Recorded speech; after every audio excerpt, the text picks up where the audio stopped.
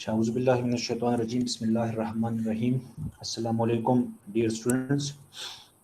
आज हम कंटिन्यू करेंगे हमारा जो लेक्चर है डीप फाउंडेशन और स्पेसिफिकली जो पाइल फाउंडेशन है उसको मज़ीद एक्सप्लेन करेंगे और उसमें कुछ टॉपिक्स जो कि रह गए थे पिछले लेक्चर में उसको हम एक्सप्लेन करने की कोशिश करेंगे। ठीक है, तो सबसे पहले ये है कि अगर हमारे पास फैक्टर ऑफ सेफ्टी हम क्या लेते हैं और पाइल फाउंडेशन। अगर हमारे पास एक पाइल है और उसके ऊपर अगर हमारे पास लोड पी एक्ट करता है तो कुछ स्लीव फ्रैक्शन या शाफ्ट रेजिस्टेंस जो है ना वो मोबिलाइज की जाती है और कुछ हमारे पास इसको हम क्यू एस बोलते हैं, इसको हम क्यू बी बोलते हैं। ठीक है, कहते हैं कि एक्सपेरिमेंटल रिजल्ट्स शो करते हैं कि ये जो क्यू एस है ये बहुत जल्दी मोबिलाइज हो जाता है, लेकिन जो क्यू बी है टिप रेजिस्टेंस है ये थोड़ा हमारे पास टाइम लेता है। तो इसलिए ग्रेटर फैक्टर ऑफ सेफ्टी या लोड फैक्टर चाहिए कि इस पे हम अप्लाई करें, क्योंकि ये बहुत जल्दी मोबिलाइज हो जाता है। तो इसलिए हम फैक्टर ऑफ सेफ्टी 1 इस्तेमाल करते हैं for the case of shaft resistance, but we use 3 load factor for the base resistance और टिप रेजिस्टेंस। ओवरऑल इसके अलावा कहते हैं कि हम 2.5 जनरली जो है ना हमारे पास लोड फैक्टर इस्तेमाल होता है। तो ये तो कुछ बातें फैक्टर ऑफ सेफ्टी के हवाले से थी। एक और इम्पोर्टेंट टॉपिक जो कि पाइल फाउंडेशन में कहते हैं कि इम्पोर्टेंट होता है, उस फिनोमिना को या उस मैकेनिज्म को समझना एज ए जो टेक्निकल इंजीनियर बहुत ज़रूरी है, वो ये है कि अगर हमारे पास अल्टीमेट लोड अप्लाई हो रहा है और हमारे पास एक फिल मटेरियल है। फिल मटेरियल का मतलब ये कि रिसेंटली हमने कुछ सॉइल को यहाँ पे प्लेस किया हुआ है और वो कंसोलिडेट हो रही है अंडर इट्स ओन वेट। अब यहाँ पे एक इंटरेस्टिंग मैकेनिज्म जो है ना वो स्टार्ट होता है, क्योंकि ये कंसोलिडेट हो रही है तो जो soil will try to move downwards, और जब ये पाइल हम ऑलरेडी इसको इंस्टॉल कर लेते हैं और यहाँ पे फिल मटेरियल प्लेस करते हैं, तो जैसे कि सॉइल कंसोलिडेट होगा तो नेगेटिव स्किन फ्रिक्शन वो यहाँ पे लगेगी along the surface of the pile. फिर अगर हमारे पास एक सॉफ्ट क्ले है और वो भी इसके नीचे मौजूद है, तो डेफिनेटली वो सॉइल हमारे पास कंसोलिडेट होगी। तो इस जोन में भी या इस डेप्थ पे भी हमारे पास नेगेटिव स्किन फ्रिक्शन, क्योंकि हमने यहाँ पे देखा है कि जो स्किन फ्रिक्शन है या जो शाफ्ट रेजिस्टेंस है वो अपवर्ड एक्ट करती है अगर हमारे पास एक पाइल मौजूद हो। ठीक है, तो ये हमारे पास अगर टिप रेजिस्टेंस या शाफ्ट रेजिस्टेंस हो तो ये अपवर्ड मूव करती है। लेकिन अगर हमारे पास अभी फिल मटेरियल हो या हमारे पास सॉफ्ट क्ले हो तो ये जो शाफ्ट रेजिस्टेंस है ये डाउनवर्ड एक्ट करती है, and that is known as negative skin friction. फिर अगर आप यहाँ पे देखें कि फर्म और हार्ड बियरिंग लेयर हो तो वो अपवर्ड एक्ट करेगी। अब यहाँ से हमें पता क्या चलता है, पता ये चलता है कि हमारे पास कुछ जो शाफ्ट रेजिस्टेंस है वो अपवर्ड एक्ट करेगी और कुछ जो शाफ्ट रेजिस्टेंस है वो डाउनवर्ड एक्ट करेगी। तो क्या ये कुछ रोल प्ले करती है to determine the ultimate load capacity? Yes, definitely ये हमारे पास रोल प्ले करती है, क्योंकि हमारे पास ultimate load it's acting downward. जो हमारे पास नेगेटिव स्किन फ्रैक्शन है ये हमारे पास डाउनवर्ड एक्ट करता है, क्यूबी जो हमारे पास है ये अपवर्ड एक्ट करता है, और जो क्यू एस है from this depth that is also acting upward. So इसको भी एज ए जियोटेक्निकल इंजीनियर समझना बहुत ज़रूरी है। बाकी जो टर्म्स है QSN is the negative skin fraction acting downward, ASN हमारे पास करस्पॉन्डिंग सरफेस एरिया होगा, और Q सब S will be skin friction which is acting upward, जो कि हम प्रीवियसली इसको डिटेल में पढ़ भी चुके हैं। AS corresponding surface area of the pile है, और AB and bearing of the pile है। अब QSN को या नेगेटिव स्किन फ्रैक्शन को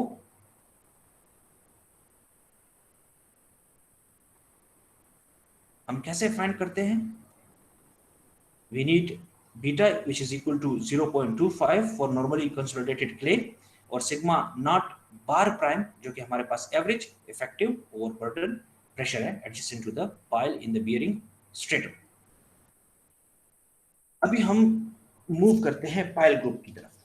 देखें, आपने प्रैक्टिकली देखा होगा जब भी आप कहीं पे सफर कर रहे हैं तो आप लोगों ने देखा होगा कि सिर्फ सिंगल पाइल, अगर आपको याद हो मैंने आपको बताया था कि मोनोपाइल जो कि ऑफशोर विंड टर्बाइन फाउंडेशन में इस्तेमाल होता है, तो वहां पे अगर हम कहें कि एक सिंगल पाइल जो है ना वो हमारी जो रिक्वायरमेंट है वो पूरी करता है। लेकिन अगर हम ब्रिजेस के बीनीथ देखें तो यहाँ पे ग्रुप ऑफ पाइल जो है ना वो मौजूद होते हैं, ताकि जो लोड है सुपर स्ट्रक्चर से उसको बियर कर सके। ठीक है, अगर हम देखते हैं कि यहाँ पे सोइल मौजूद नहीं है, तो इस एग्जांपल में दिखाया गया है या इस पिक्चर में दिखाया गया है कि ये अगर हमारे पास ओरिजिनल रिवर बेड है, यहाँ पे कोई सोइल मौजूद नहीं है या इरोजन हो चुकी है, तो इसकी जो स्किन फ्रैक्शन है और इसकी जो टिप रेजिस्टेंस है वो इतनी होनी चाहिए कि इस लोड को बियर कर सके, जो कि हमारे पास ब्रिज से आ रहा है। यहाँ पे भी कुछ एग्जाम्पल्स मौजूद है और यहाँ पे भी कुछ एग्जाम्पल मौजूद है, विच मीन्स कि pile group is important to understand, या the behaviour of the pile group is important. अब हमारे पास एक पाइल कैप मौजूद है, और अगर आप देखें यहाँ पे हमारे पास कुछ फ्री स्पेस मौजूद है, विच मीन्स कि वो अटैच नहीं है सरफेस के साथ। जब हमारे पास ग्रुप ऑफ पाइल हो और हमारे पास कुछ स्पेस मौजूद हो सरफेस और पाइल कैप के दरमियान, इसको हम फ्री स्टैंडिंग पाइल्स भी बोलते हैं या पाइल ग्रुप भी बोलते हैं। लेकिन अगर हमारे पास पाइल कैप मौजूद हो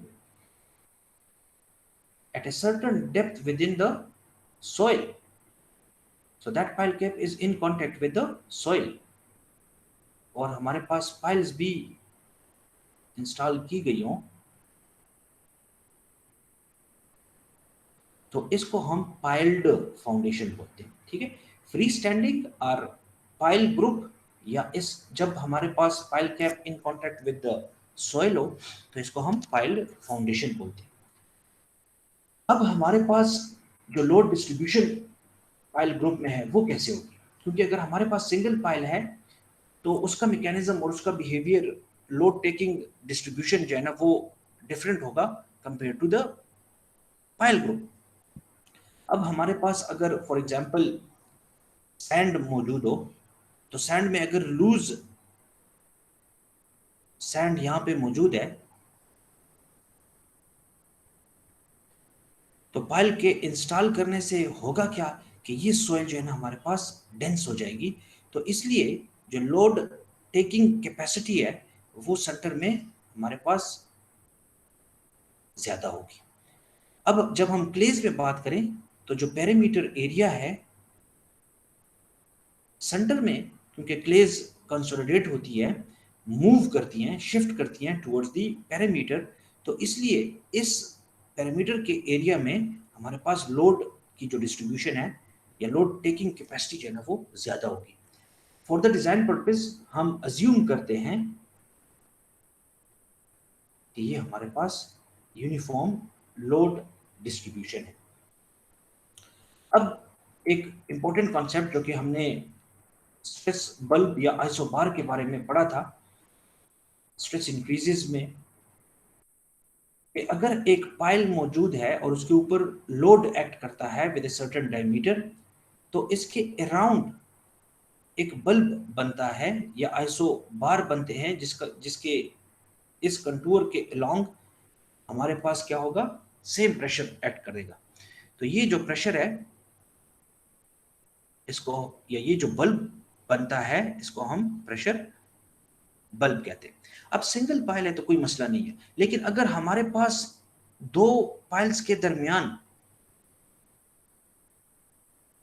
स्पेसिंग बहुत कम है, तब होगा क्या कि एक पाइल का जो हमारे पास प्रेशर बल्ब बन रहा है वो ओवरलैप करेगा दूसरे के साथ, और इस जगह में हमारे पास कंसंट्रेटेड या ज्यादा स्ट्रेसेस आने का खदशा मौजूद है। तो इसलिए पाइल ग्रुप में एहतियात रखनी पड़ती है कि आप बहुत कम स्पेसिंग प्रोवाइड ना करें, क्योंकि यहाँ पे एक्स्ट्रा स्ट्रेसेस इस जोन में हमारे पास लगती हैं। अगर अगर हमारे पास 4 पाइल्स हैं, तो 4 पाइल्स में अगर आप देखें कि इस एरिया पे हमारे पास 4 पाइल्स जो है ना वो कंट्रीब्यूट कर रही हैं कि स्ट्रेस जोन है। दूसरा जो ये जगह है, हमारे पास इस जगह पे 3 पाइल्स की कंट्रीब्यूशन जो स्ट्रेसेस की है वो हो रही है। इस जगह पे 2 पाइल्स की हमारे पास डिस्ट्रीब्यूशन हो रही है। सॉइल हालांकि वही एक टाइप है, लेकिन डिफरेंट टाइप्स ऑफ हमारे पास स्ट्रेस जोन्स क्रिएट होते हैं depending upon the S spacing, और इस केस में हमारे पास एस बाई डी जो रेशियो है वो बहुत ज्यादा इंपॉर्टेंट रोल प्ले करती है। अब जब हमने देखा कि different number of piles can affect the efficiency of the pile, तो इसलिए हमें efficiency of the pile group को समझना जरूरी हो गया। जब हमारे पास for example ultimate load of the pile group हो, तो हम सिंपली ऐसे भी फाइंड कर सकते हैं कि नंबर ऑफ पाइल्स हमारे पास मौजूद हो तो ultimate load of single pile. तो ये एक सिंपल अजम्पशन जो हम करते हैं, but in general the ultimate load which can be supported by a group of n pile is not equal to n times the ultimate load of a single isolated pile. Now you can clearly see कि हम इस तरह नहीं कर सकते हैं कि हम कहें कि एक पाइल की जो अल्टीमेट लोड कैपेसिटी है उसको सिंपली n के साथ मल्टीप्लाई कर लें तो हमें ultimate load of the pile group मिल जाएगा। अभी हमें करना क्या होगा, हमें एक टर्म को फाइंड करना होगा या एफिशिएंसी को फाइंड करना होगा। अगर हम एफिशिएंसी को मल्टीप्लाई करते हैं इस टर्म के साथ, देन इट्स ओके कि ultimate load of the pile group with some factor multiplied with n into ultimate load of the single pile. तो उसको डिराइव करने के लिए हम कहते हैं कि एवरेज लोड पर पाइल इन ए ग्रुप, सिंपल जो अल्टीमेट ग्रुप लोड लग रहा है उसको हम डिवाइड करते हैं नंबर ऑफ पाइल्स पे, और इफिशिएंसी को हम डिफाइन कर सकते हैं कि ultimate group load divided by n into ultimate individual load. तो ये हमारे पास efficiency, please kindly note down this equation. Efficiency is equal to ultimate group load divided by n into ultimate individual load. Now we already know that we are having driven piles in sand and bored piles in sand. अब अगर हमारे पास loose या medium dense sand हो, अगर हम उसको compact देखते हैं कि लूज जो सैंड है वो कंपैक्ट होती जाएगी, तो उसकी जो एफिशिएंसी है इंडिविजुअल पाइल से वो इंक्रीज हो जाएगी। क्यों? क्योंकि सॉइल अब कंपैक्ट हो गई है।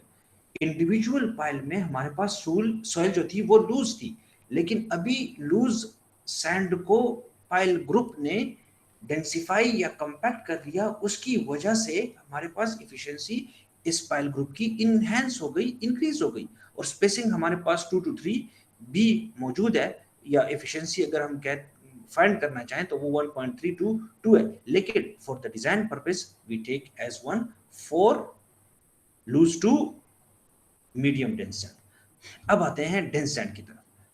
अगर आपको याद हो, हमने जियोटेट 2 में पढ़ा था कि अगर हमारे पास डेंस सैंड हो और उसको शीयर किया जाता है तो वो क्या होती है, डायलेट होती है, लूजनड होती है, क्योंकि that soil is already packed, densely packed.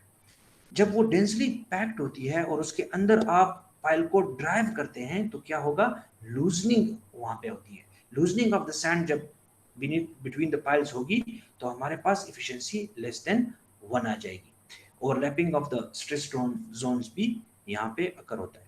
For example now for the bored piles, हमारे पास बोर्ड पाइल्स में कोई डेंसिफिकेशन नहीं होती तो इसलिए एफिशिएंसी इसकी 2/3 ली जाती है, और नो डेंसिफिकेशन और no compaction is occurring here, obviously stress zones are overlapped. So ये हमारे पास ultimate load of pile group आ जाता है। मैंने बताया था आपको कि हमें एक फैक्टर को मल्टीप्लाई करने होगा या एफिशिएंसी को मल्टीप्लाई करना होगा, तो n into ultimate load of the pile should be multiplied with the efficiency of the pile group। और pile group की efficiency यहाँ पे किस पे डिपेंड करेगी कि ये dense sand है, ये loose sand है, ये driven pile है, या हमारे पास board piles। Please confirm that you can hear me and the voice is clear. Yes, sir. Okay. अब यही explanation for driven piles और board piles यहाँ पे की गई है कि it is recommended that in the case the design value of efficiency should be taken as 1 और 2/3 जो है ना E की जो वैल्यू है हमारे पास वो 2/3 होनी चाहिए in case of board piles। अब हमारे पास pile group in cohesive soils. अब हमारे पास जब कोहेसिव सॉइल्स आ गई, क्लेज आ गई, तो a closely spaced group of piles, for example जिसकी स्पेसिंग हमारे पास कितनी हो 2b या 3b हो, इन क्ले में फेल एज ए 1 यूनिट। ठीक है, तो ये हमारे पास फॉर एग्जांपल एक पाइल ग्रुप है, तो ये जो पाइल ग्रुप है ये हमारे पास एज ए 1 यूनिट फेल होगा।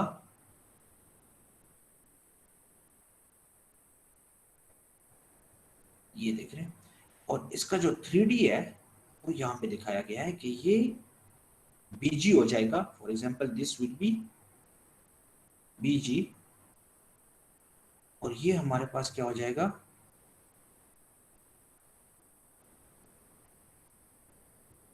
सॉरी द लेंथ दूसरी साइड भी होगी, ये हमारे पास डेप्थ होगा। दिस इज डेप्थ, डेप्थ हमारे पास यहाँ पे गिवन है। ये हमारे पास लेंथ हो जाएगा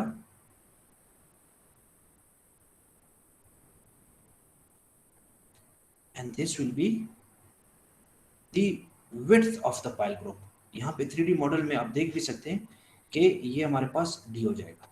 सो ये जो हमारे पास ब्लॉक है ये एज ए यूनिट फेल होगा या मूव करेगा नीचे। ठीक है, block failure of a pile group in clay. अब आते हैं हमारे पास अल्टीमेट जो लोड है इन कोहेसिव सॉइल्स। अगर पाइल ग्रुप हमारे पास मौजूद हो, we already know that the ultimate load is equal to AB into QB plus AS into QS। ये वो इक्वेशन थी जो हमने यूज की थी फॉर सिंगल पाइल, अगर उसके लिए अल्टीमेट लोड हमने फाइंड करना हो। अब उन्होंने सिंपल जो है ना वो G के साथ उन्होंने सब्सक्रिप्ट G को रिप्लेस ऐड किया हुआ है कि P ultimate for the group AB, but that area should be find out using the LG and the BG। तो ये हम यहां से इसको फाइंड करेंगे। ये हमारे पास टर्म हो गया A सबस्क्रिप्ट BG। फिर हमारे पास QB था, अगर आपको याद हो तो QB हमारे पास कोहेसिव सॉइल्स में MC इंटू CU था, तो वो ये मौजूद है। अब ASG जो कि हमारे पास एरिया है, तो ये पेरीमीटर एरिया था, और पेरीमीटर एरिया के लिए हमारे पास ये इक्वेशन मौजूद होगी which is 2 into BG into LG into the depth of the pile group. CU बार हमारे पास क्या होगा, CU बार हमारे पास क्या है, एवरेज अंडर शेयर स्ट्रेंथ है, and that QS is equal to हमारे पास क्या हो जाएगा CU बार। यहाँ पे भी ये मेंशन है कि QB क्या है। अच्छा, यहाँ पे हमने NC को एक मॉडिफाइड, वो वाली equation please kindly note down कर लें। ये वाली इक्वेशन जो है ये नोट डाउन कर लें।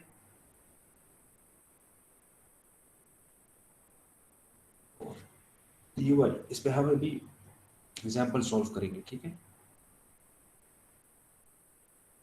Please NC is equal to 5.14, 1 plus 0.2 BG, and that BG is the width of the, or the smaller dimension of the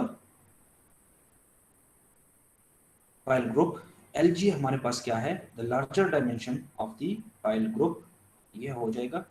D हमारे पास क्या है, D हमारे पास depth है of the pile group, BG हमारे पास again width है। This should be less than or equal to 9, ये बहुत इंपॉर्टेंट है, ठीक है। This value should be less than or equal to 9, 9 से ज्यादा नहीं हो सकती। तो यहाँ पे एक थोड़ी सी करेक्शन है, इसको यहाँ पे कर लें और इसको जो हमारे पास मौजूद है इसको यहाँ पे लें। ये जो मैंने एक्सप्लेन किया था आपको, ये हमारे पास पाइल्ड फाउंडेशन है। This is piled foundation. क्यों? क्योंकि पाइल कैप जो है ना वो इन कांटेक्ट विद द सॉइल है, और ये हमारे पास क्या हो जाएगी, फ्री स्टैंडिंग हो जाएगी या पाइल ग्रुप हो जाएगा, फ्री स्टैंडिंग और पाइल ग्रुप। क्लियर है? अच्छा, अब हमारे पास डिजाइन अल्टीमेट लोड इंक्लेज में हमारे पास क्या होगा कि हम देखेंगे कि ब्लॉक फेल्योर की जो वैल्यू है, ब्लॉक फेल्योर की वैल्यू जो इस स्लाइड से हमें मिल रही है, जो भी स्लाइड नंबर 13, ये जो वैल्यू है P sub UG, इसकी वैल्यू और the sum of the individual pile values equal to n into single pile capacity. अब आप दो वैल्यू फाइंड करेंगे यहाँ पे। सिंगल में तो हम सिंपल जो है ना वो सिंगल कैपेसिटी फाइंड करते थे, यहाँ पे हम क्या करेंगे, n के साथ मल्टीप्लाई कर लेंगे, ठीक है। और इन दो में से जो मिनिमम वैल्यू है उसको हमने design ultimate pile group load कहना है या वो लेनी है फॉर द डिजाइन पर्पस। अब हमारे पास फ्री स्टैंडिंग और पाइल ग्रुप में क्या होगा, हमने वही ब्लॉक फेल्योर की जो वैल्यू है वो फाइंड करनी है, और जो फ्री स्टैंडिंग है तो हमारे पास 2/3 of the sum of the individual pile values, या हम इस तरह कह सकते हैं कि 2/3 of the n into single pile value, इसके साथ हमने मल्टीप्लाई करना है, और इन दो में से मिनिमम जो वैल्यू है वो हमारे पास डिजाइन अल्टीमेट फ्री स्टैंडिंग और पाइल ग्रुप की वैल्यू हो जाएगी। क्लियर हो गया? वसीम क्लियर है कि दो वैल्यूज हमने फाइंड करनी है और उसमें से मिनिमम जो वैल्यू है वो हमने डिजाइन पर्पस के लिए इस्तेमाल करनी है। Yes sir. Thank you. अच्छा, अभी हमने आपने इक्वेशंस नोट डाउन कर लिए। इक्वेशंस जब आपने नोट डाउन कर लिए तो आपके पास ये एक छोटा सा एग्जांपल है। We are given with the safe load, we need to determine the safe load capacity for a square group of, square group है ऑफ 9 पाइल्स हैं, कोहेसिव सॉइल्स हैं, सेफ्टी फैक्टर 2.5 है अगेंस्ट ब्लॉक फेलियर, ठीक है। Against block failure आपने safety factor apply करना है। Unit weight मौजूद है, CU एट द बेस हमारे पास मौजूद है 85.4 kPa, average under shear strength भी मौजूद है जिससे आप QS या शाफ्ट रेजिस्टेंस निकाल सकते हैं। FU अंडर फ्रिक्शन एंगल जो है ना वो 0 है। PU for single pile is equal to 819 kilonewton. Now you already have the design criteria here, तो प्लीज काइंडली कोशिश करें। आपको सिंगल पाइल की जो कैपेसिटी है वो ऑलरेडी गिवन है, आपने PUG फाइंड करना है। PUG आप कैसे फाइंड करेंगे, आपके पास इक्वेशंस मौजूद है।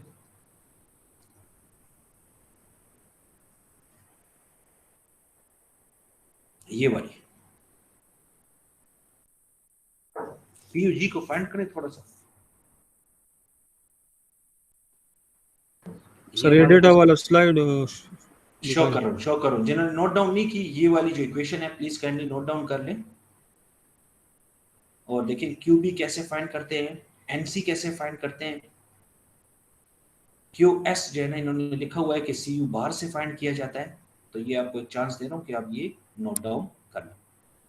ठीक हो गया, या किस स्क्रीनशॉट ले लें। आपने फिर ब्लॉक फेल्योर की जो वैल्यू ऊपर स्लाइड से फाइंड की, इसके साथ कंपेयर करें, जो इसमें मिनिमम वैल्यू हो वो आप डिजाइन अल्टीमेट वैल्यू ले लेंगे। अच्छा, ये आपने कहा था कि स्क्रीन आप ले, I am giving you 5 minutes, ठीक है, I will show you the results.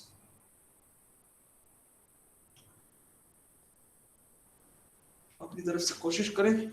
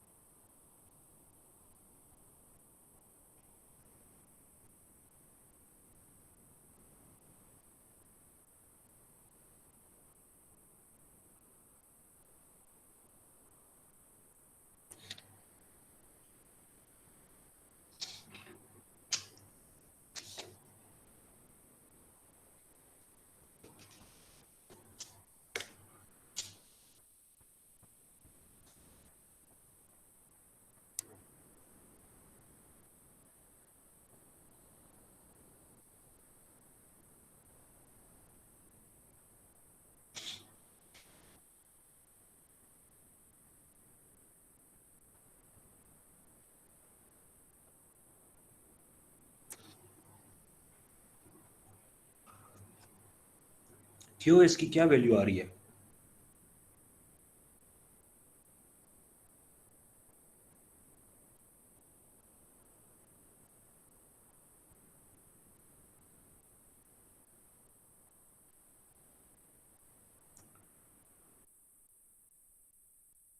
अब हमारे पास जो नंबर ऑफ पाइल्स हैं वो कितने? 9, ठीक है। यूनिट वेट 20 किलोन्यूटन पर क्यूबिक मीटर है। सी यू एट द बेस हमारे पास 85.4 किलोमीटर पर स्क्वायर मीटर है। सी यू एवरेज हमारे पास 60.2 kPa है।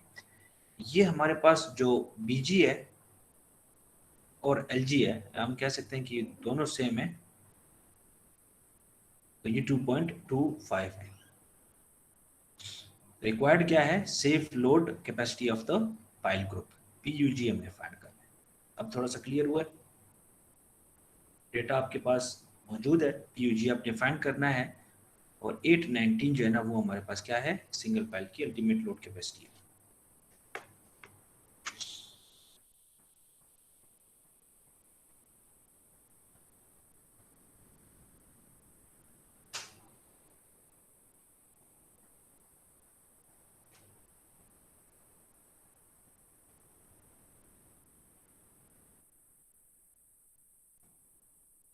अब हमारे पास जो पीयू ब्लॉक के लिए, ब्लॉक फेल्योर के लिए जो इक्वेशन थी, दैट इज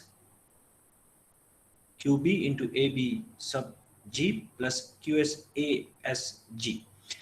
QS तो हमारे पास अनड्रेन्ड एवरेज अनड्रेन्ड शियर स्ट्रेंथ से फाइंड कर लिया, ठीक है, वो तो ऑलरेडी गिवन है। अब हमने बेस रेजिस्टेंस फाइंड करनी है, तो उसके लिए CUB और NC को मल्टीप्लाई करना है, लेकिन NC की वैल्यू हमारे पास नहीं है। हमारे पास BG और LG मौजूद है विच इज इक्वल 2.25, तो हमारे पास D भी मौजूद है। D कितना है? 12, ठीक है। तो अब 12 है, 2.25 है, 2.25 and 2.25, it's greater than, NC is greater then 9।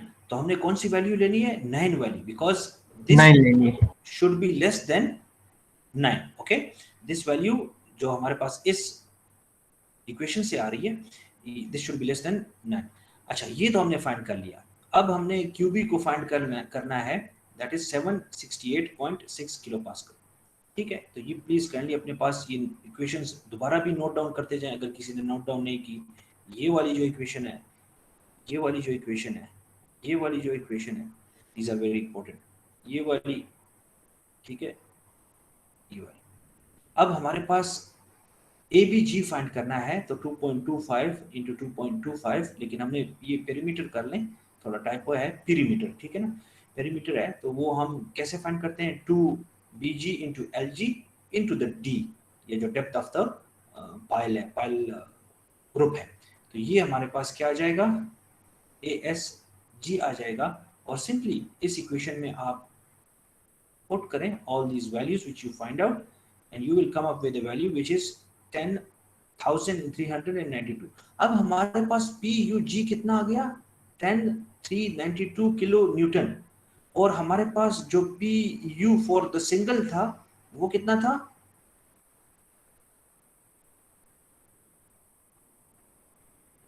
PU single कितना था, 819 किलो। 819। कौन सी वैल्यू हम लें फॉर द डिजाइन, सर हम ज्यादा लेंगे क्योंकि अरे एक तो ग्रुप के लिए, एक सिंगल के लिए सर। तो हाँ, तो जो डिजाइन क्राइटेरिया हमने ऊपर पढ़ा था कि इसमें कौन सी वैल्यू लेनी चाहिए, मिनिमम लेनी चाहिए या मैक्सिमम लेनी चाहिए, मिनिमम सर। एक्सीलेंट। मिनिमम लेंगे सर। जो हमारे पास मिनिमम वैल्यू है, क्योंकि we will be on the safer side, क्योंकि हमने डिजाइन में इस्तेमाल जो यूज करना है, उस जब मिनिमम वैल्यू हम यूज करते हैं तो हमारे पास क्या हो जाएगा, फैक्टर ऑफ सेफ्टी इंक्रीज हो जाएगी। ग्रुप में ये आ रही है और सिंगल से हमें ये मिल रही है, तो इन दो में से हमने मिनिमम वैल्यू लेनी है, ठीक है। प्लीज यहाँ पे आप याद रखें, ये स्लाइड बहुत इंपॉर्टेंट है, ठीक है, ये स्लाइड अगर आप देखें तो ये बहुत ही इंपॉर्टेंट है। ये पाइल्ड फाउंडेशन है और ये हमारे पास ये टाइपोज है, दोबारा बोल रहा हूँ, कंफ्यूज नहीं होना, ये पाइल्ड फाउंडेशन है और ये हमारे पास पाइल ग्रुप या फ्री स्टैंडिंग पाइल्स हैं।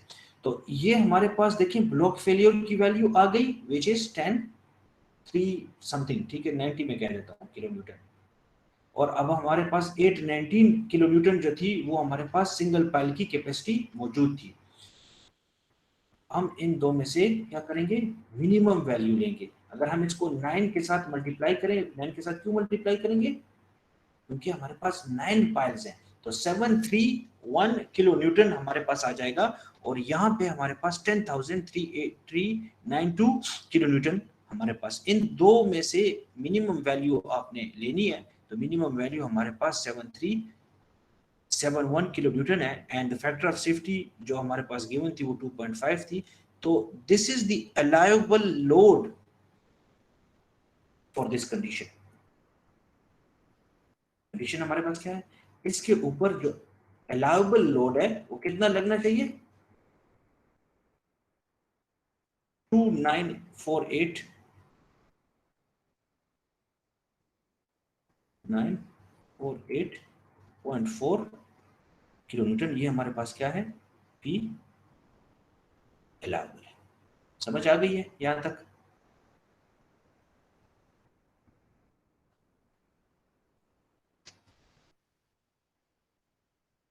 Multiplied by 9। अच्छा, ये तो हमने सीख लिया कि हमारे पास एक पाइल ब्लॉक फेलियर से एक वैल्यू आएगी और एक जो वैल्यू है वो हमारे पास सिंगल पाइल से आएगी, तो उसको सिंपली हमने मल्टीप्लाई कर देना है कि नंबर ऑफ पाइल के साथ। Now if you want to find out the settlement, तो सेटलमेंट के लिए एक एम्पेरिकल मेथड मौजूद है, उसके लिए ये इक्वेशन आप प्लीज काइंडली नोट डाउन कर लो।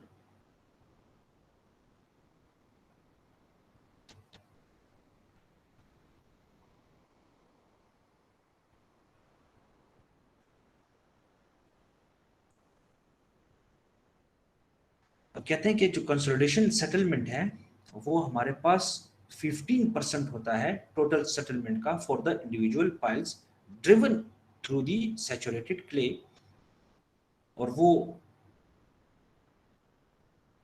इज नॉट एक्सप्लिसिटली कैलकुलेटेड, ठीक है, उसको इस तरह कैलकुलेट नहीं किया जाता अलहदा।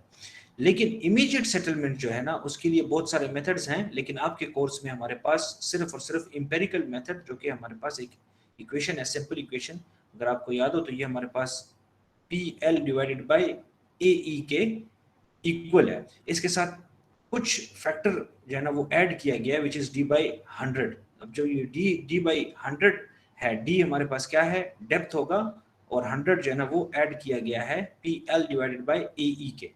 तो ST क्या हमारे पास हो जाएगा, सेटलमेंट ऑफ द पाइल है, D हमारे पास पाइल डायमीटर है, QVA अप्लाइड पाइल लोड है जो कि पाउंड्स में गिवन है, AP cross sectional area of the pile है, L is the length of the pile, और EP modulus of elasticity of the pile material. ठीक हो गया। अब ये इक्वेशन अगर आपके पास नोन हो तो you can find out the immediate elastic settlement.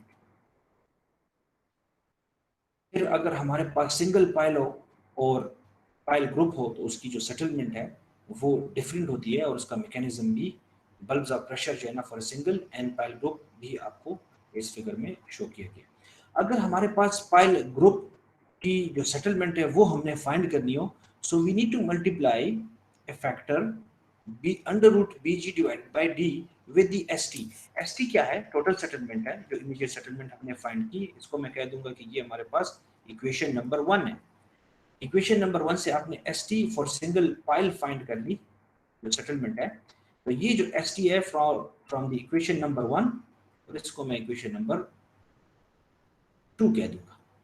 तो ST को पहले फाइंड करें, फिर अंडर रूट BG क्या है, ये हमारे पास शॉर्टेस्ट डायमेंशन होगी, या width of the pile group होगा, और D हमारे पास depth of the pile group होगा। ठीक है, इस इक्वेशन को भी प्लीज काइंडली नोट डाउन कर लें। If you want to find out the settlement of a single pile, or if you want to find out the settlement of a pile group, और ये प्रपोज किसने किया, ये विर्सिक ने 1977 में प्रपोज किया था, और ये हमने विर्सिक ने 1970 में सिंगल पाइल के लिए था।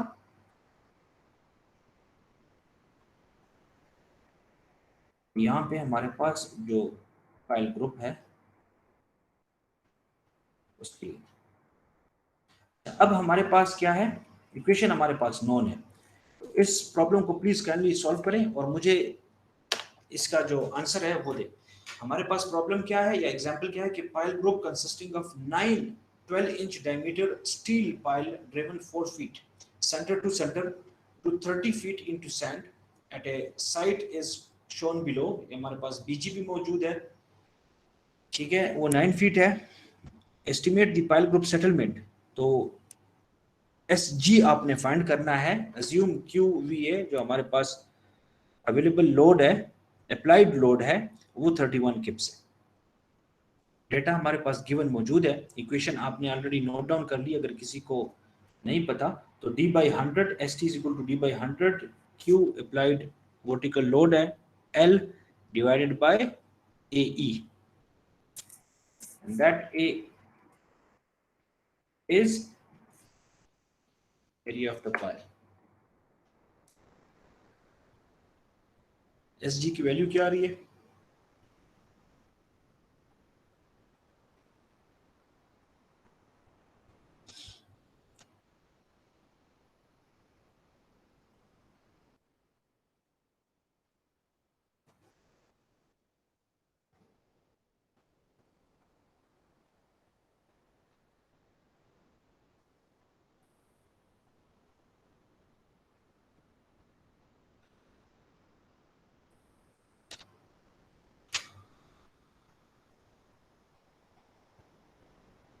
जीरो पॉइंट थ्री आ रही है सर।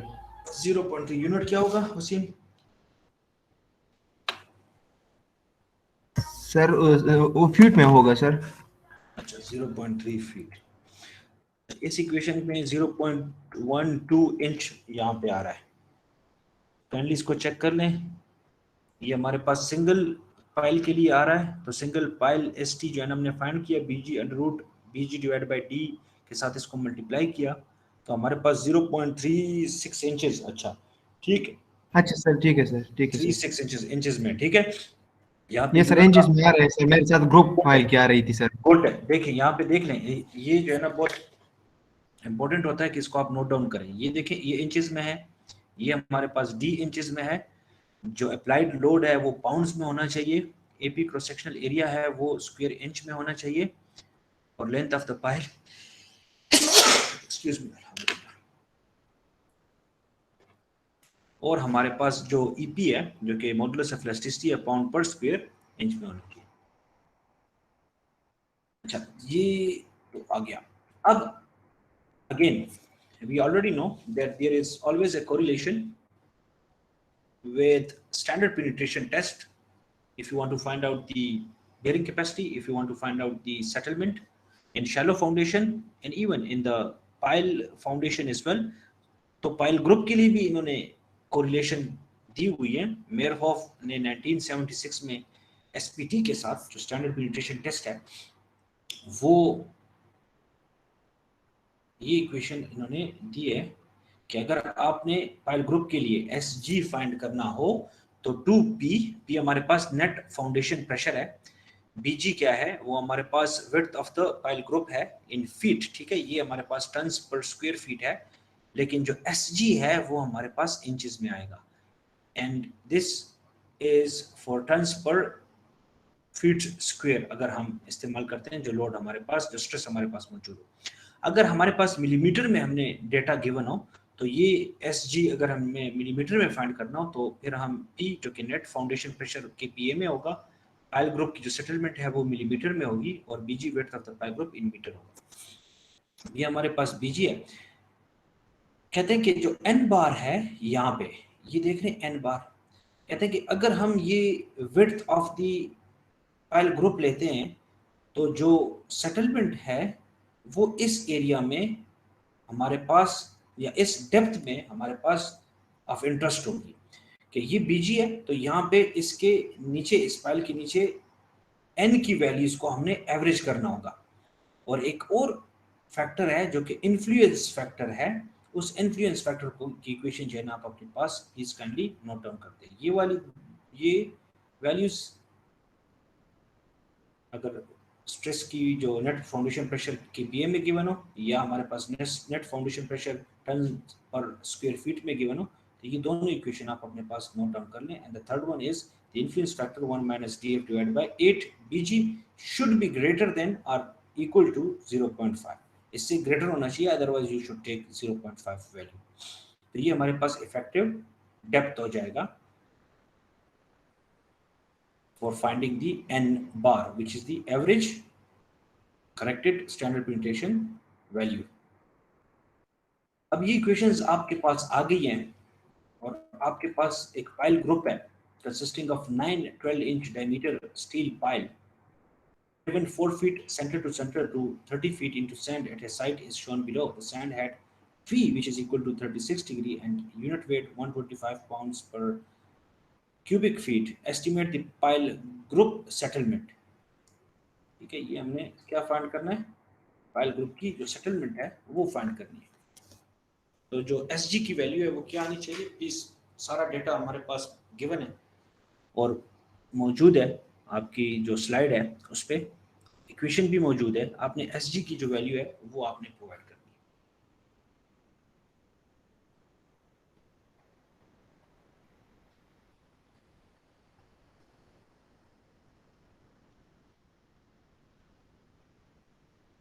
जी की वैल्यू भी 281 किप्स हमारे पास गिवन है।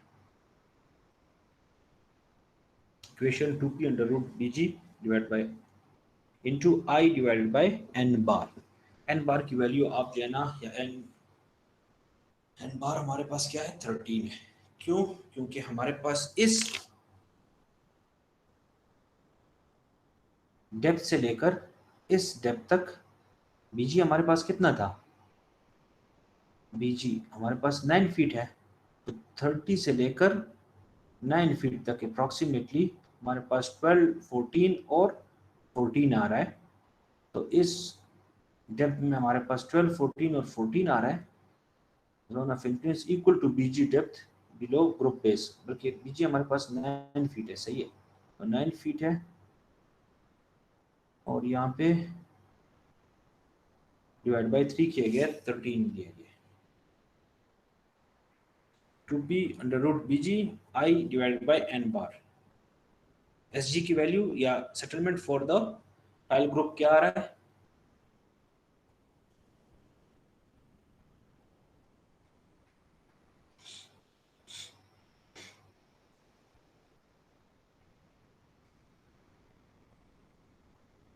अगर इन्फ्लुएंस फैक्टर की इक्वेशन किसी ने नोट डाउन नहीं की तो ये वाली आई की वैल्यू है। डी हमारे पास कितना है, बीजी हमारे पास मौजूद है, ये हमारे पास कितना है, अप्रोक्सीमेट थिंक सो कि 30 फीट है, हाँ 30 फीट या इट्स गिवन हियर।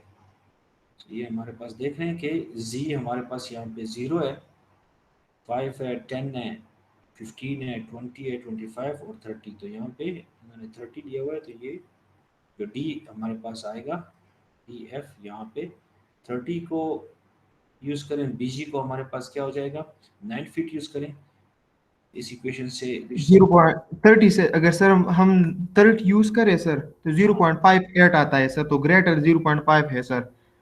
लेकिन पता नहीं मैंने कोई मिस्टेक क्यों होगी सर मेरे साथ, तो वो आ रहा है सर 75 समथिंग आंसर आ रहा है मेरे साथ। ओके गुड, तो Yes, जी। 0.58 यू लेना, तो 0.58 ले लें, और हमारे पास 2p under root BG I divide by N bar, N bar इन्होंने 13 यूज किया है, आई जो है ना जो आप कह रहे हैं 0.58 है, बाकी बीजी हमारे पास 9 है, तो 2p हमारे पास क्या है, ये हमारे पास 3.47 है। 47 इन्होंने क्यों लिखा हुआ है, हमारे पास जो लोड है वो किस यूनिट्स में गिवन होना चाहिए, टन्स पर स्क्वायर फीट, ठीक है, ये हमारे पास टन्स पर स्क्वायर फीट में होना चाहिए, ठीक है।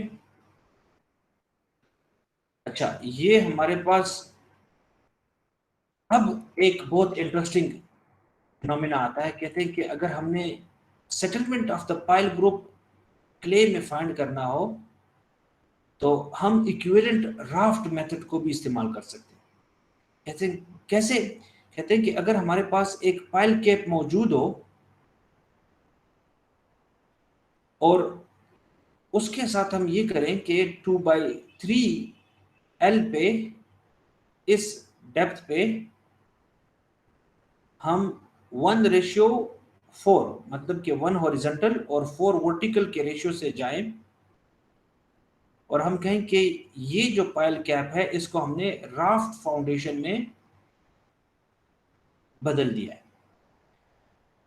अब ये जो लोड है ये यहां पे एक्ट करेगा, और इसके नीचे जो हमारे पास सॉइल लेयर है इसको हम क्या करें, इस पे हम स्ट्रेस इंक्रीज फाइंड करें, but we need to use the method of slope 2-1, ठीक है।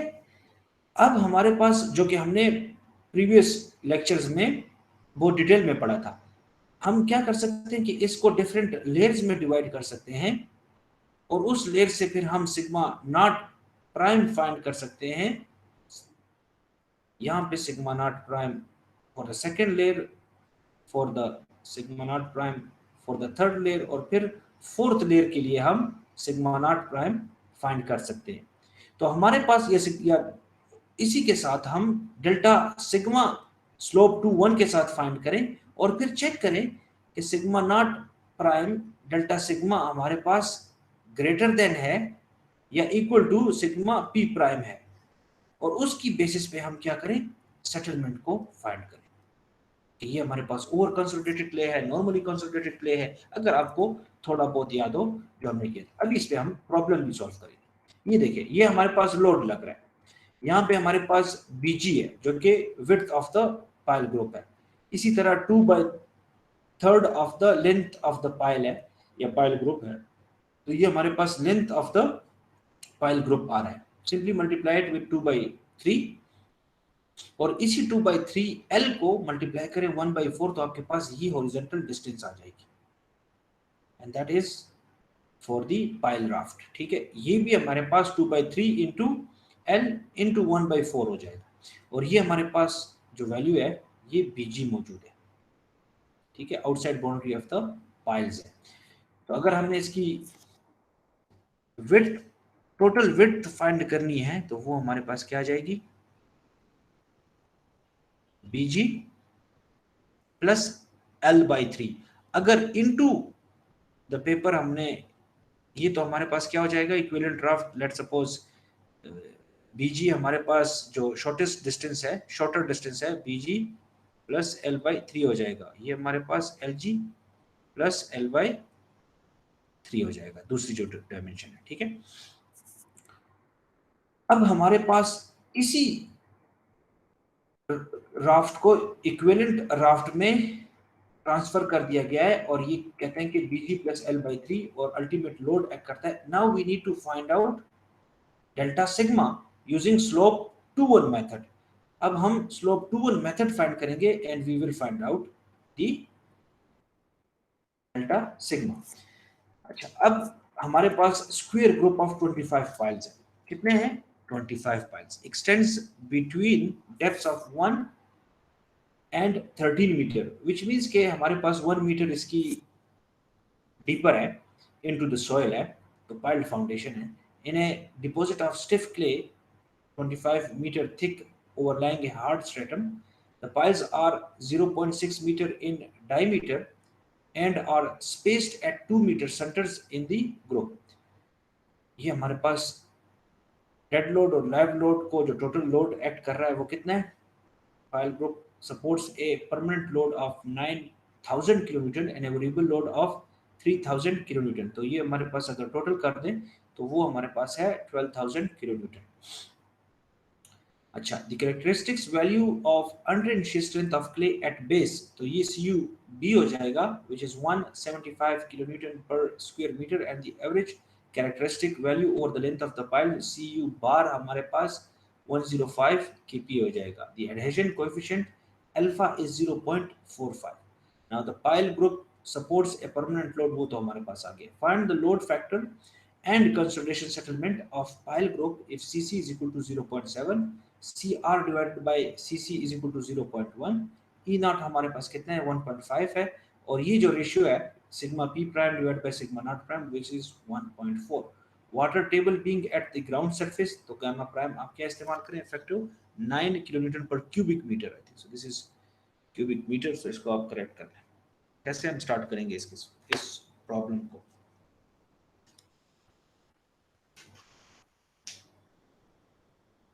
हमने ब्लॉक फेलियर फाइंड करना है, फिर इसकी के लिए जो डिजाइन लोड है, अल्टीमेट लोड है और सिंगल पाइल इनटू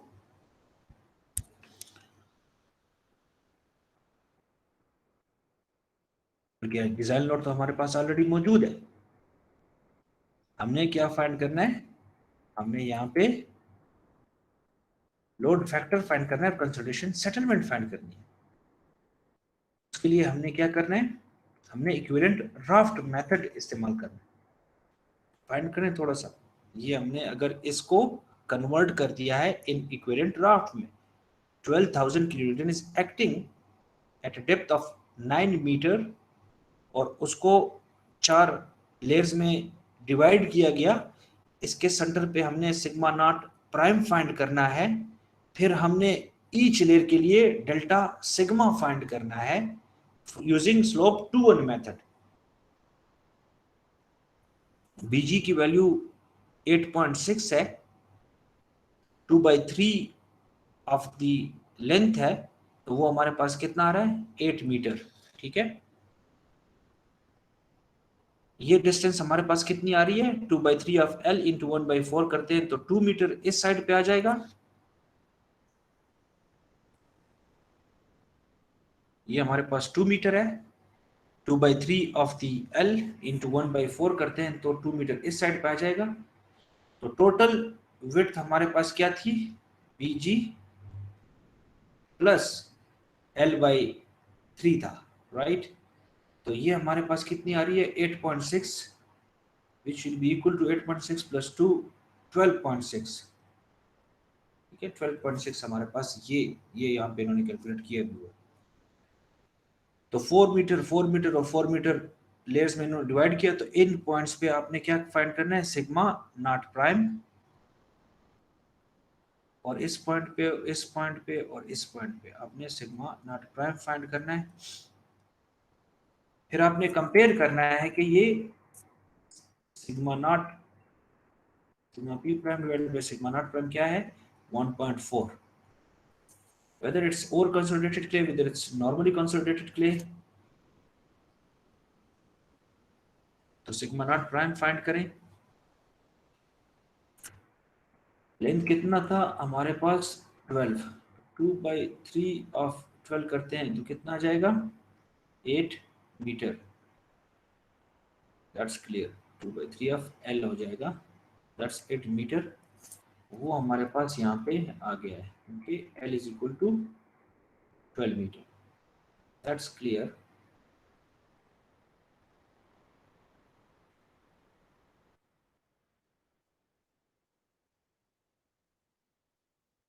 देखिए delta H C this layer के लिए फाइंड करें, delta H C for layer 2, delta H C for this layer, delta H C for fourth layer, वो फाइंड करें।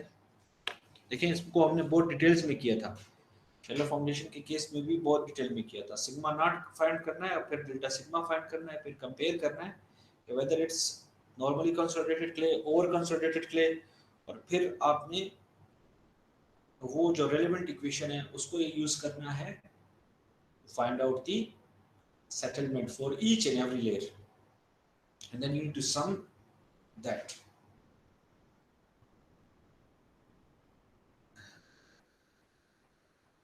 Sir थोड़ा सा टाइम लगेगा, लगे खैर है सर, लग जाए थोड़ा सा, पहले लेयर के लिए करें, पहले लेयर के लिए करें, तो मैं इसलिए कह रहा हूँ कि पहले लेयर के लिए कर लें। सिग्मा नॉट की वैल्यू क्या आ रही है,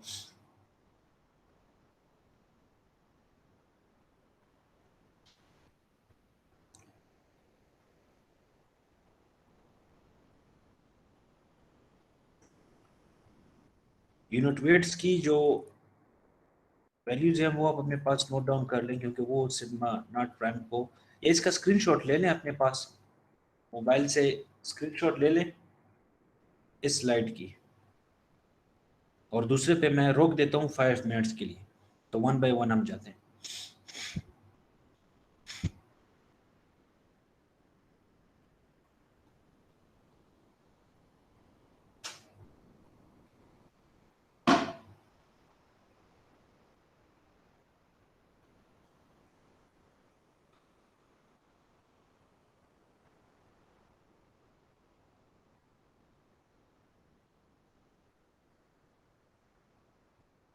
तो सिग्मा नॉट की वैल्यू 9 की आ रही है सर।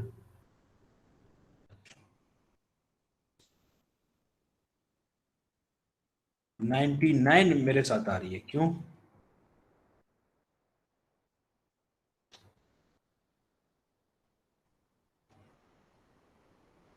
आपने डी कितना लिया हुआ है, इस फिगर को गौर से देखें।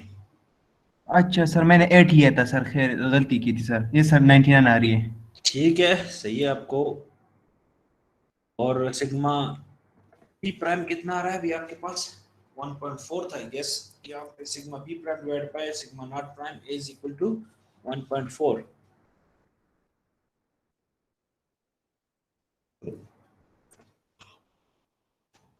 सर 138.6 आता है सर। ओके, हमारे पास डेल्टा सिग्मा जो स्लोप 2-1 मेथड से वो कितना आ रहा है आपके पास, चेक करें। डेल्टा जो हमारे पास सिग्मा है p divided by b plus z का होल स्क्वायर से आ सकता है। b कितना है और z कितना है at particular depth. Sigma not हमने कहाँ पे लिए, सर वो 4 सर 9 प्लस 2 होगा सर, तो 11 होगा सर z। गुड, सही है। और b कितना होना चाहिए, सर बी 12.6। ये सर सही है, 12.6 12.6 12.6 सही है, बिल्कुल सही है, 12.6 वो है। तो p हमारे पास ऑलरेडी 12,000 है किलो न्यूटन, तो हमारे पास सर, तो डेल्टा 21.5 आती है सर हमारे साथ डेल्टा एच सी की वैल्यू। चेक करें, ये हमारे पास 56.3 kPa आ रही है, स्क्वायर है ना, b by p divided by b plus z का होल स्क्वायर है, देखिए अच्छा सर, जी सर। तो 56.3 kPa आनी चाहिए। अब CR जो है ना वो हमारे जी पास सर, 0.1, 56.29 आती है सर, ठीक है सर। गुड, ठीक है। CR की वैल्यू 0.07 ले लें। अभी ये बताएं कि sigma naught prime is less than sigma P prime और greater than sigma P prime, बल्कि वो तो हमने वैसे ही डिस्कशन वहां पे खत्म कर दी कि sigma P prime divide by sigma naught prime is equal to 1.4, which means के हमारे पास sigma p prime is greater than sigma naught prime. So it's over Yes, sir. considered. Now whether it's case 1 or case 2, because we already have the value of sigma naught prime, ये हमारे पास आ गया, delta sigma की value आ गई, तो sigma naught prime plus delta sigma हमारे पास value कितनी आ रही है 99. अगर हम इसके साथ ऐड करते हैं 155. सर ये केस 2 हुए सर. Okay, case 2. तो केस 2 की जो इक्वेशन है वो हमारे पास क्या है, उसको यूज करें और उससे मुझे Yes, डेल्टा sir. एच1 की वैल्यू दे दें. 5 जी मिनट्स, सर, ठीक है ठीक है. सर. सर एच नॉट कितना है सर? एच नॉट हमारे पास आप ले लें 4. अच्छा सर, ठीक है सर. ठीक है, ये हमारे पास एच नॉट था 4 metre, 4 metre, 4 metre, 4 metre and 4 metre.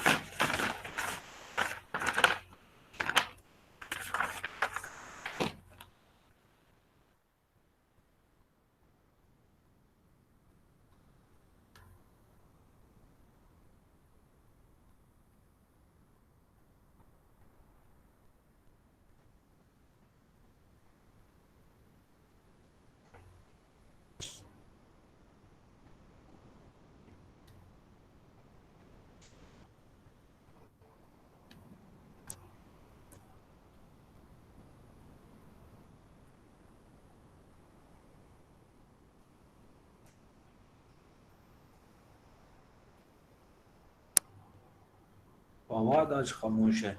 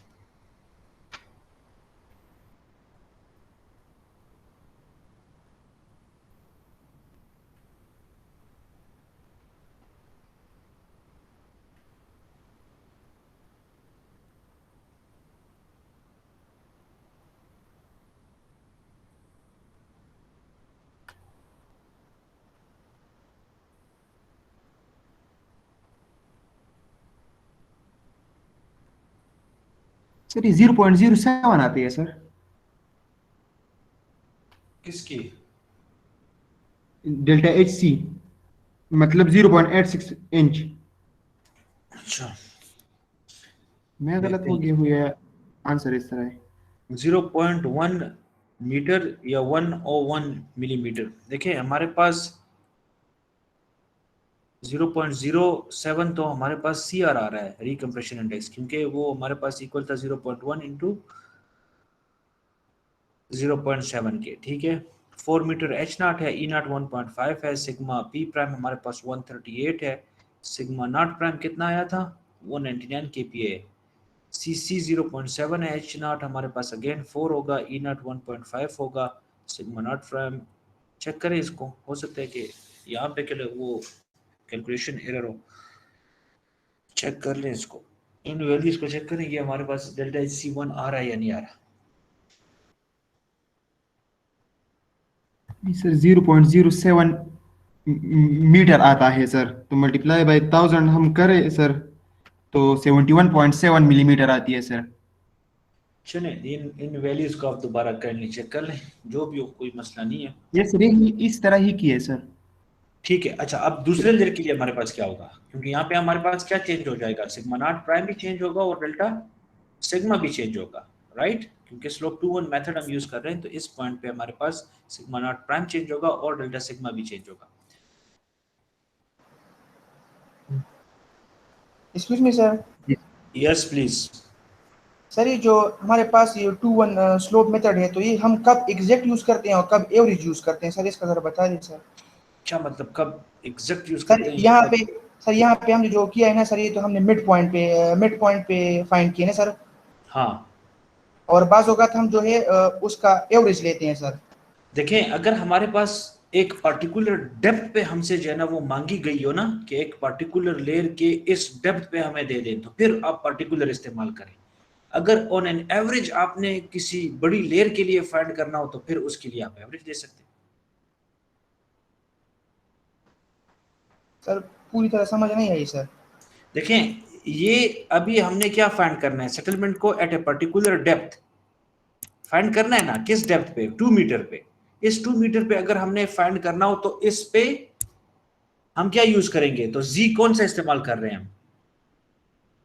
जी कितना सर मिड इस्तेमाल? मिड मिड इस्तेमाल करें 2। तो मिड करेंगे, क्योंकि हम इंटरेस्टेड है कि सिग्मा नॉट प्राइम हमने किस डेप्थ पे निकाला है, 2 मीटर पे निकाला है ना, ऑन एवरेज तो नहीं निकाला।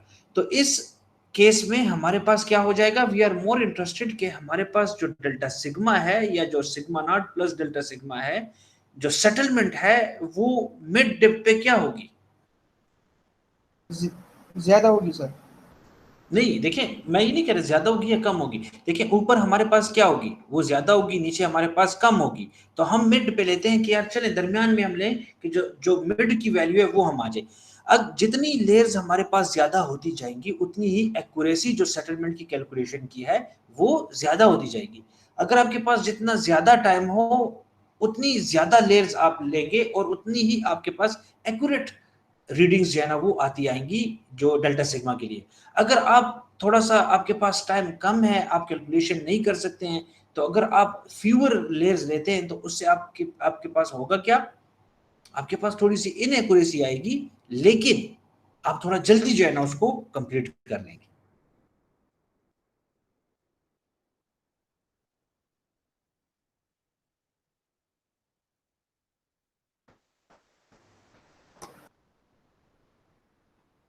Delta H C for layer number 2, ये डिस्कशन हमने बहुत डिटेल में की है। स्लोप टू वन मेथड को इंट्रोड्यूस करने के बाद फिर उसके बाद हमने इस पे प्रॉब्लम सॉल्व किए शैलो फाउंडेशन के लिए, ठीक है। अभी उन्हीं कंसेप्ट को यहां पे इस्तेमाल किया जा रहा है।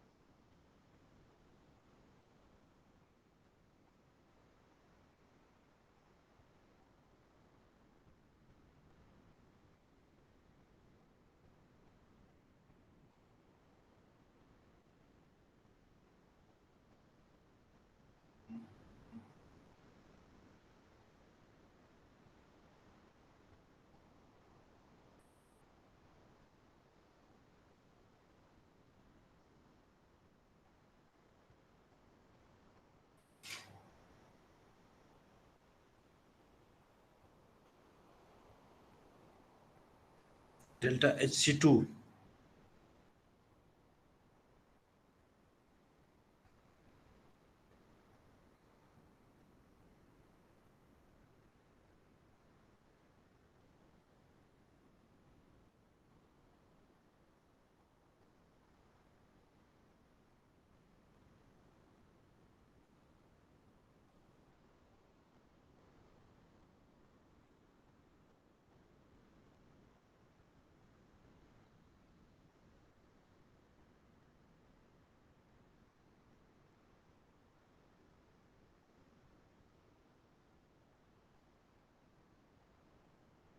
सर सेकंड केस के लिए वो आ रहे हैं सर, जो सेकंड लेयर के लिए सर हमारे साथ फर्स्ट केस आ रहा है सर।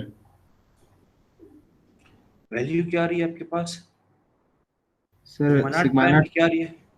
135, ठीक है, फिर हमारे पास सिग्मा पी की 189, ठीक है, और डेल्टा सिग्मा की? डेल्टा सिग्मा की सर, हाँ ये देख सर, यही मेरे साथ भी आया है ना सर।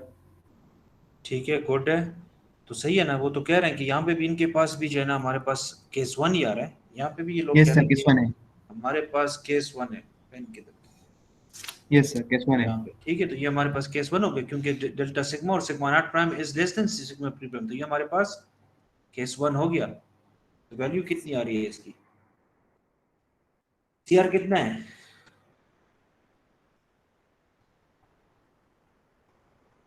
0.07 था ना। यहाँ पे आपके पास क्या वैल्यू आ रही है? यहाँ पे इनके पास आ रही है 11.1 मिलीमीटर। ठीक है, आपके पास क्या वैल्यू है?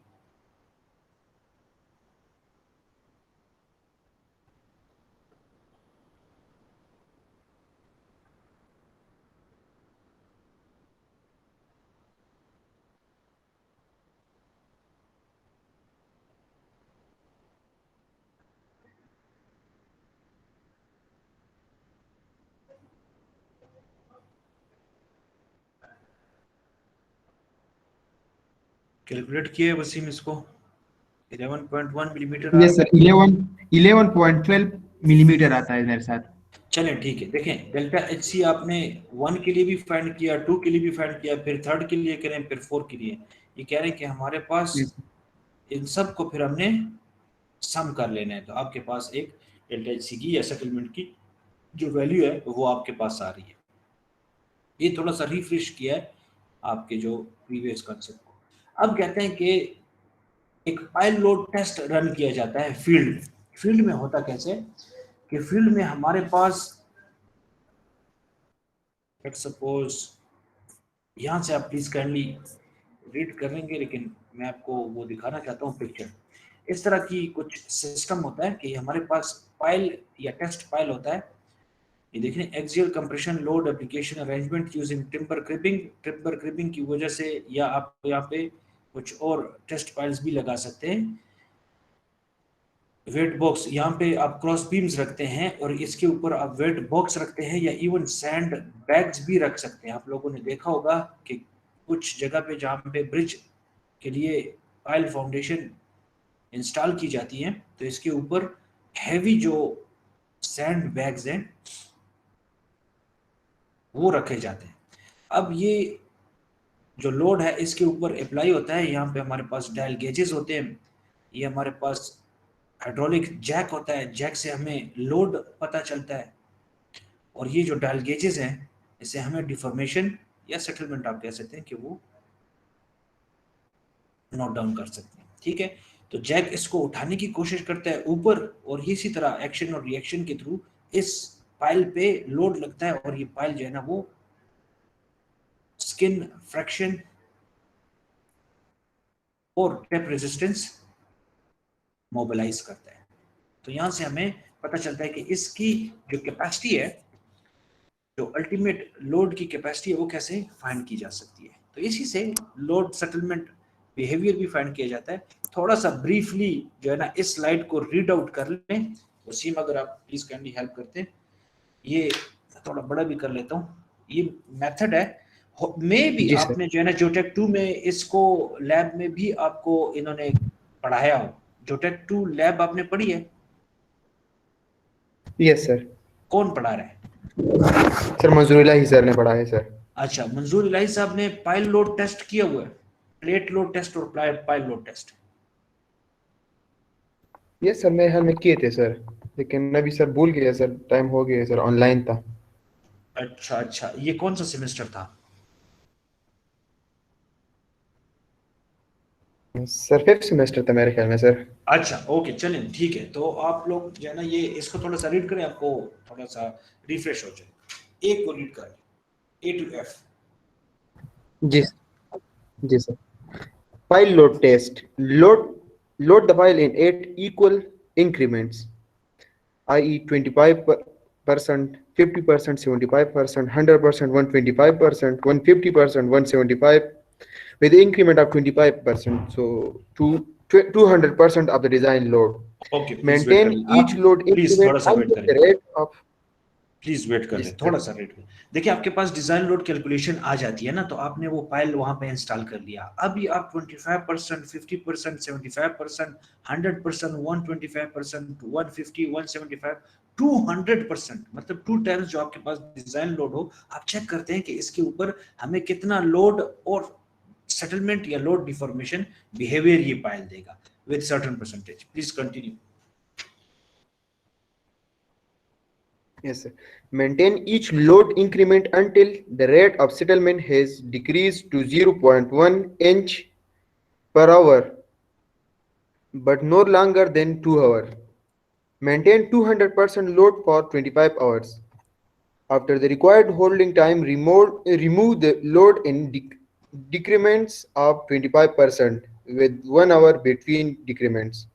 After the load has been applied and removed as above, reload the pile to the test load in increment of 50% of the design load, allowing 20 minutes between load increments.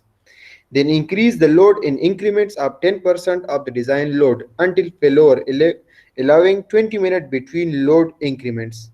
This test method is commonly considered as the STM standard test method and is generally used for site investigation prior to installing contract piles and writing specifications. The main disadvantage of this test is that it is time consuming. Yes, sir. Okay देखें यहाँ पे आप जो है ना, simple मैं बता रहा हूँ कि लोड को सैंड बैग्स को रखा जाता है कुछ टाइम के लिए, फिर वो लोड मेंटेन किया जाता है, जो कि इसने में क्या कि 24 आवर्स, एक दिन के लिए, ठीक है। तो स्लोली एंड ग्रेजुअली कुछ परसेंटेज जो डिजाइन लोड की है वो उसके ऊपर रखी जाती है, और फिर फाइल को छोड़ा जाता है कि वो कितना सेटल होता है, ठीक है। इसी तरह फिर जो 2 टाइम्स आपने डिजाइन लोड लगाया हुआ है उसको अनलोड या जब किया जाता है तो वो सेम डिक्रीमेंट के साथ, फॉर एग्जांपल आपने 25% लगाया, 50 लगाया, 75 लगाया, फिर जब 200% लग गया है तो फिर आप 25% रिमूव करेंगे, फिर 50% रिमूव करेंगे, फिर आप जो है ना 75% रिमूव करेंगे, फिर 100% रिमूव करेंगे, फिर 125, 150, और इसी तरह जो है ना हमारे पास 175 और 0 पे आएंगे। तो आपको कुछ कर्व्स मिलते हैं। एक तो ये हमारे पास है, आपके पास जो कर्व्स हैं इस तरह के कर्व्स आते हैं, ठीक है। एक आपके पास ये इंक्रीमेंटल लोडिंग होती है और एक आपके पास कांस्टेंट स्ट्रेन रेट के साथ।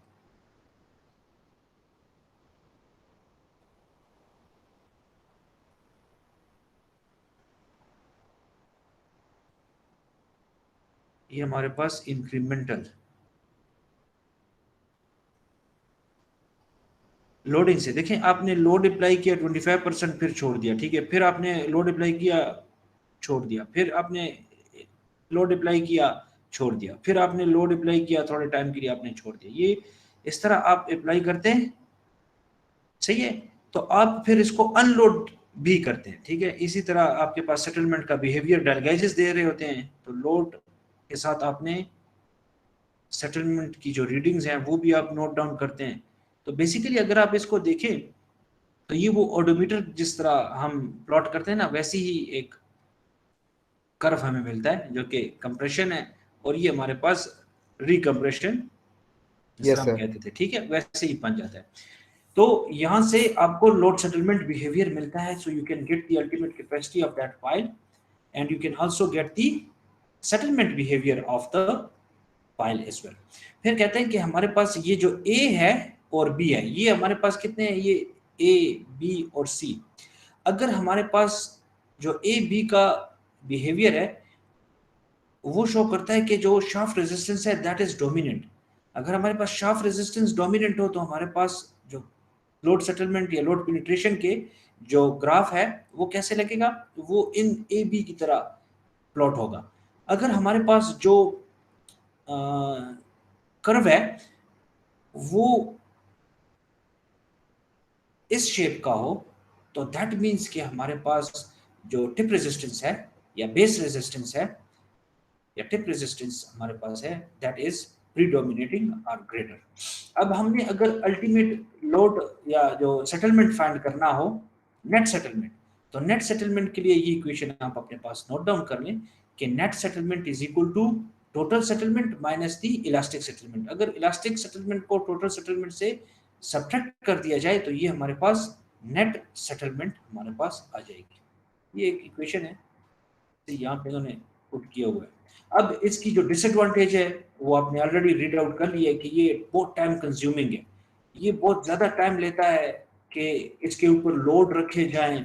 फॉर एग्जांपल अगर आप इसके ऊपर जब सैंड बैग्स रखेंगे तो पहले तो आप इसके लिए क्या करेंगे, सैंड बैग्स को सॉइल से फिल करेंगे, फिर टेस्ट पाइल को आप यहाँ पे इंस्टॉल करेंगे, ड्राइव करेंगे, फिर जब आप कंक्रीटिंग करते हैं तो उसके लिए आपको वेट करना पड़ेगा कि उसकी क्योरिंग हो जाए।